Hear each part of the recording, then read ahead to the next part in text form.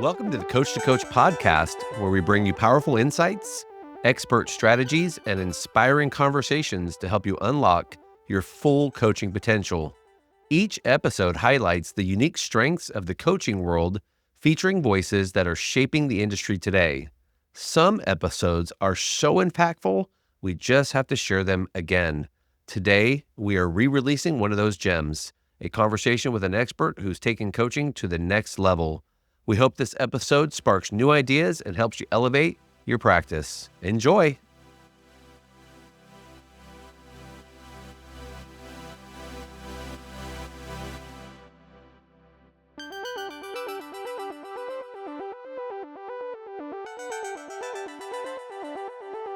I'm Brandon Miller, and you are listening to Coach. This weekly series dives deep into the world of Clifton strengths and how they impact your daily life. Hear from certified strengths coaches on the ins and outs, quirks, and characteristics of all 34 strengths and 4 domains and how they play out in real life. Let's get started. Hello and welcome back to Coach. Today I have with me Dr. Shauna Sobers. She is currently residing at the University of Texas, works in their athletic department, and you can find her coaches at ShaunaTSobers.com. Dr. Sobers, welcome to the show. Thank you so much for having me. You are very welcome. Today, you and I are going to talk about the number one most common strength in the world, achiever. And you have a really interesting track record with this. So you were telling me pre-show, you've taken Clifton Strengths a number of times, and this one has been very consistent. Number one the whole time. That's incredible. 4 times in a row. So I think some would say that one is not going anywhere. It's my superpower. It sure is. So for the benefit of everyone listening today, first of all, tell us a little bit about what you do. What are you up to? What are you doing at UT? What are you doing, at your company? Yes, I specialize in leadership development. So I, in particular, love developing leaders. So I like to call myself the leadership coach for leaders, right? So a lot of times I end up working with supervisors, with managers, with coordinators, with people who are in charge of teams. Right now at UT, I am the director for student athlete development, so getting them ready for their careers once they've retired from sport and finished college. So that's what I do there. And then in my business, I do leadership education, so facilitating workshops, coaching, and really empowering. My research is in resilience. So I mix all of the things, resilience and strengths and Latin partnered dance. I have to pause right there. I have to pause right there. I happen to know a little bit about your dance. I've seen some evidence of this on the internet, and so is that the side hustle, the side passion, just having the dance over there, or is that something that is a few? It's part of the leadership development. It's part of the brand. It's part of me. I actually minored in dance. That was before I did partner dance, and then I did my TED Talk about dance. So Dance Up Leadership is my first foray in, connecting and making the case that partner dance kind of teaches those components of leadership and how to have a blog about that. And so now it's just become part of the, talking about what is followership and how both followership and leadership are both components of being a leader, and both are needed, and you ebb and flow, and it's part of communication and all of those sort of things. So it's just part of me now. I love that so much. Dr. Sobers, we're talking about achiever today. And I think anyone listening just went, wow, that's a lot. She must be an achiever. So you use one of those really important words, resilience. And it's one I often hear associated with this strength, including endurance and stamina and, the need to fulfill whatever that is, the goal, the responsibility, the achievement or completion of whatever you set out to do. And so I'm wondering if you can start us off with How has Achiever showed up? 4 times. So from early when this assessment came out till now, it's resonating deeply. Tell us about your Achiever.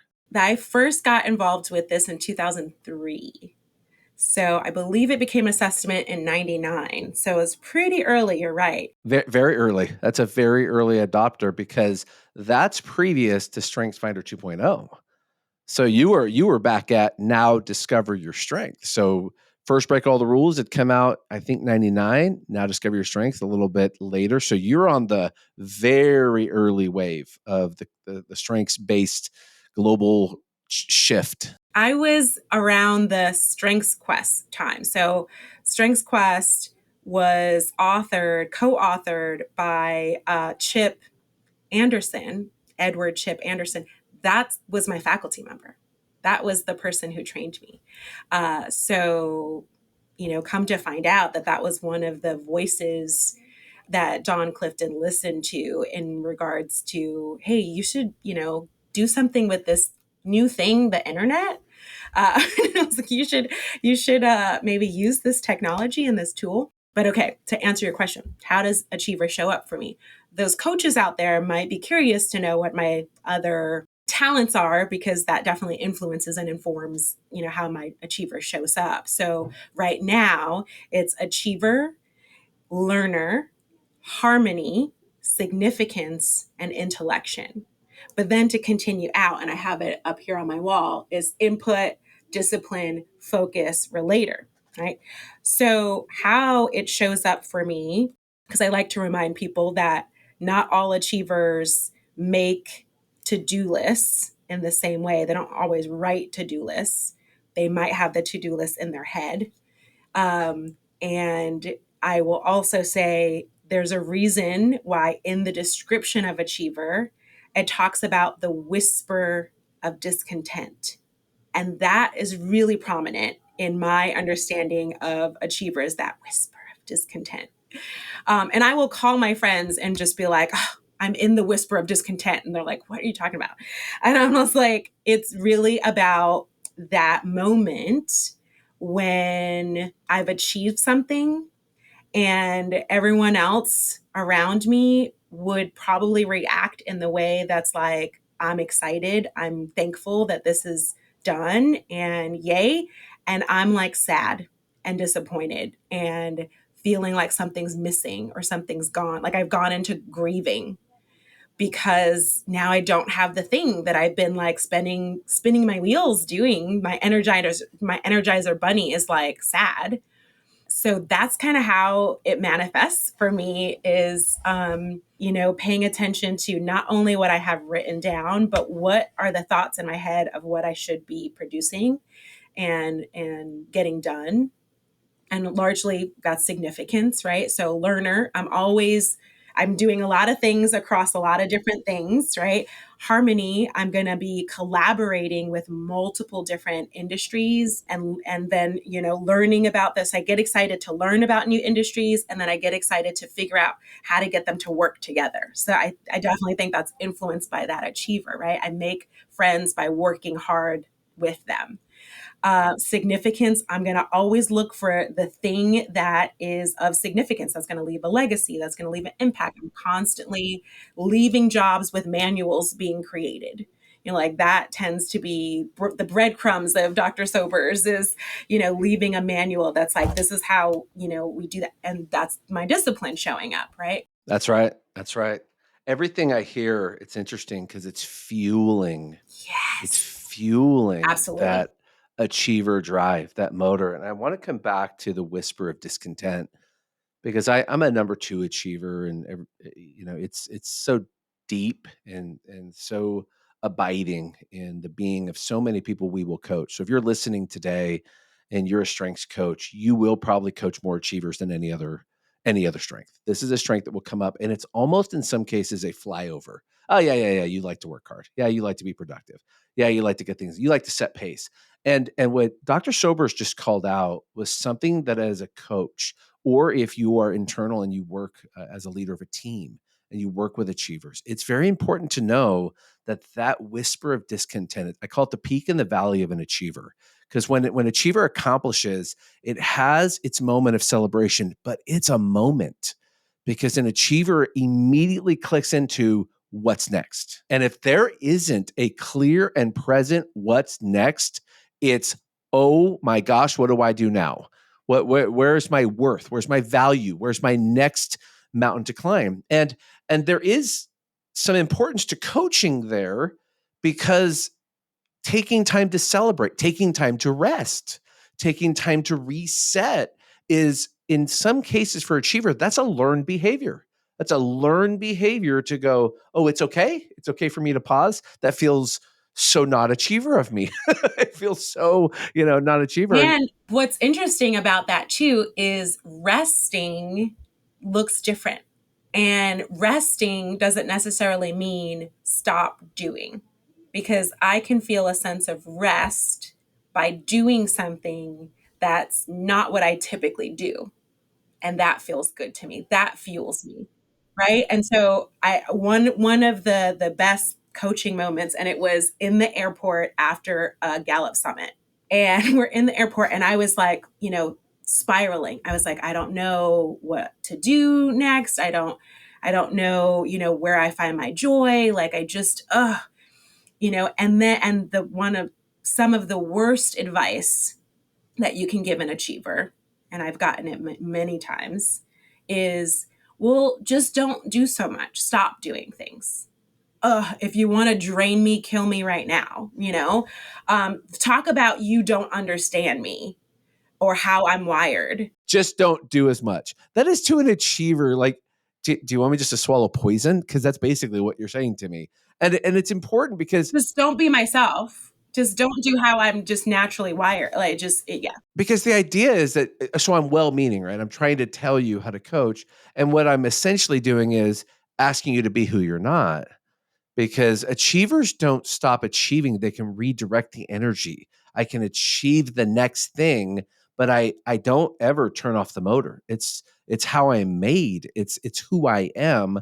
And I like to say, those of you with number one. So I said I'm a number two, and I've been around plenty of number ones, and I always look at them and I go, yeah, you're special. That is a whole other level of achiever. And I'm a number two looking at you going, wow. Wow. And it's so impressive what you can accomplish. And I believe there's a space and a place for you, that you are to do things at a level that many of us look at and go, how is that possible in a life? How is that possible? And to go, because that's them. That's authentic.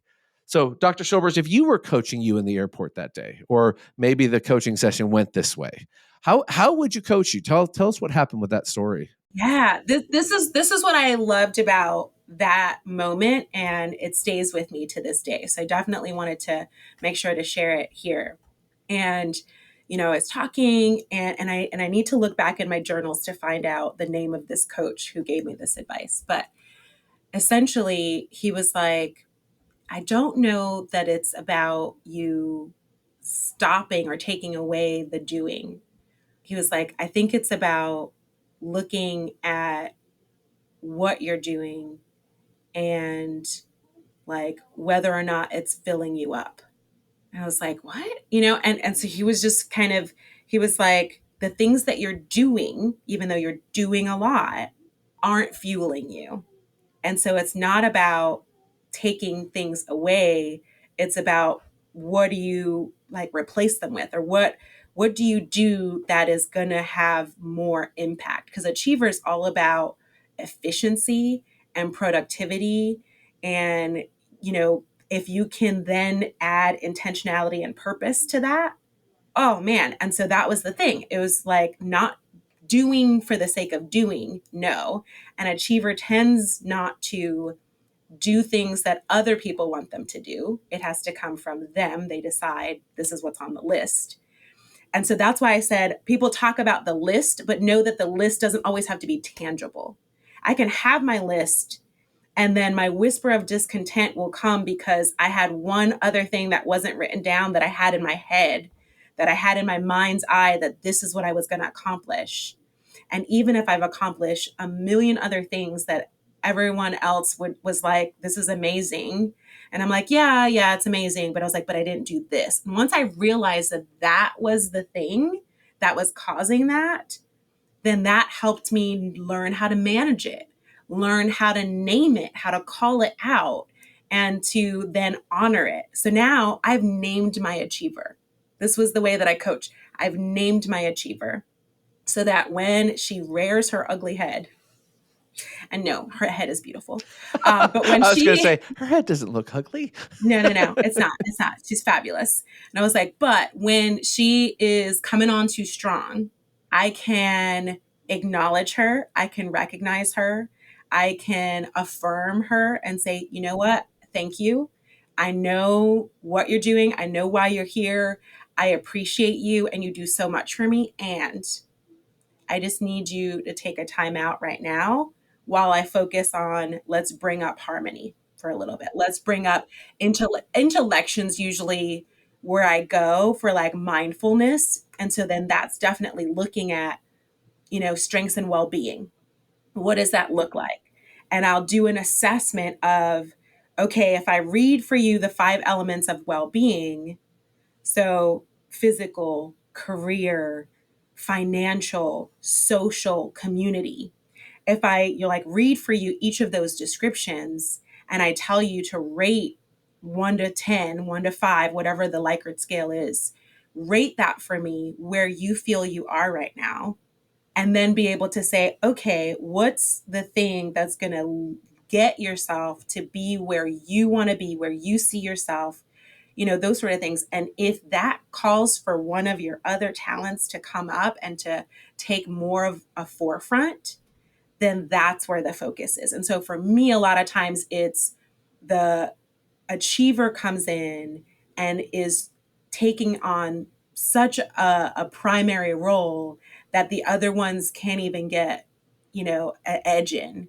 And so if I can then pause for a minute and give myself space to, it's usually intellection that needs some room to think, to journal, to, if I'm like so busy with stuff that I can't even sit, pause, journal, meditate, yoga, dance, that's where that physical comes in. That's where that additional things that I'm passionate about. So I'm still doing to the point of that coach, but I've shifted the focus of where that doing happens. And so it could just be coloring and that mindfulness of color. I'm still being productive. I'm getting something, quote unquote, done, but it's shifted in where the focus is. And a lot of the times, the thing that achiever struggles with is relationships, right? We know this. And so a lot of times what I'll hear from my family and friends is like, you work too hard, you work too much. You're a workaholic, right? So even from family and friends, and it's like, okay. And one of my friends said, no, I'm a recovering workaholic. And so I have to educate them and myself about what does that mean when you're saying that, and whose perspective are you saying that from?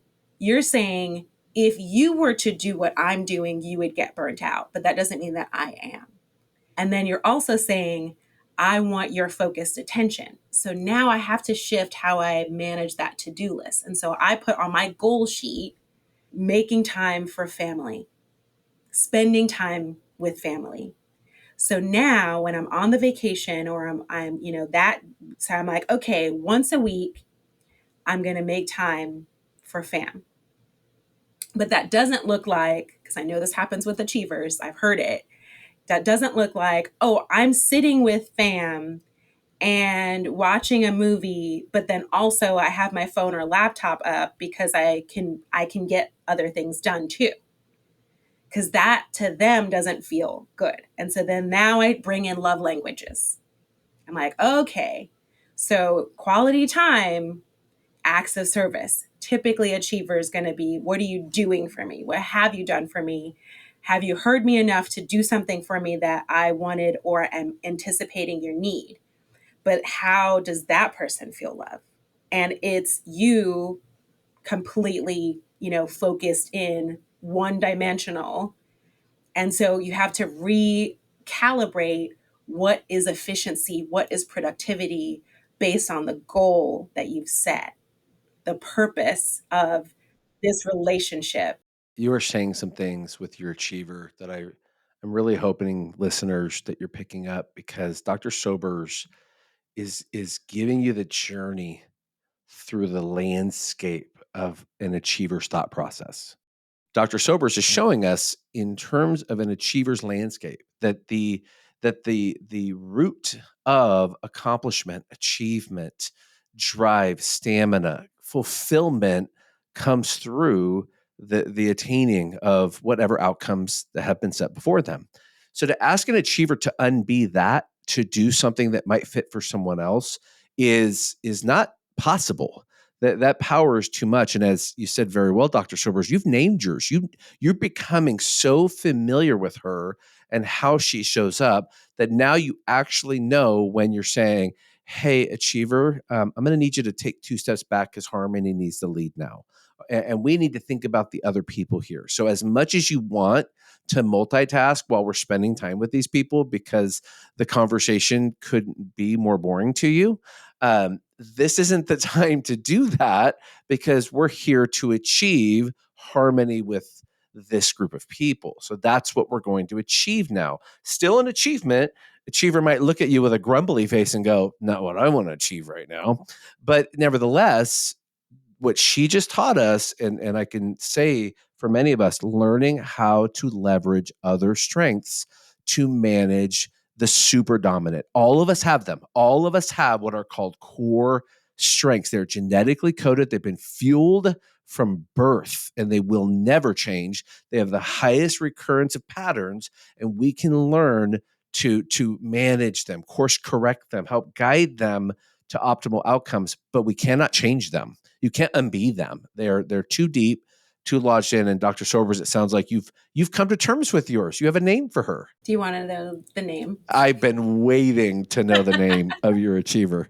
Her name is Alexandra. Alex for short. Alexandra, there she is. Alexandra, your achiever. Yeah, because she is that businesswoman that likes that name Alex, because then it defies expectation. When you walk in the room and you're thinking you're going to talk to an Alex and it may be a guy, and boom, Alexandra.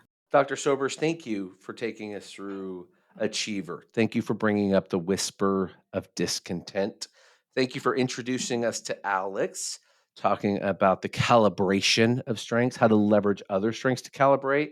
So much here, listeners, that I want to take a moment for Dr. Sobers to tell you where you can find her. So, Dr. Sobers, where can our listeners get in contact with you?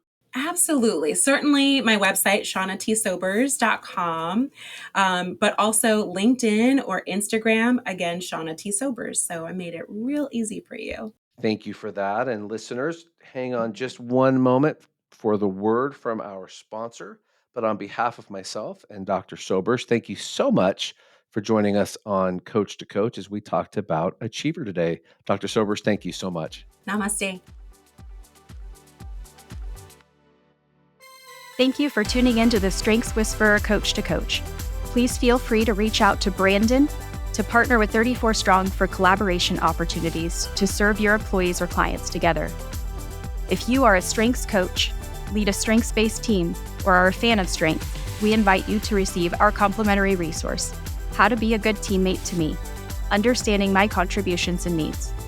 Email Brandon_Miller at 34strong.com to connect, and he will gladly share this resource that will continue to unlock the power of strength.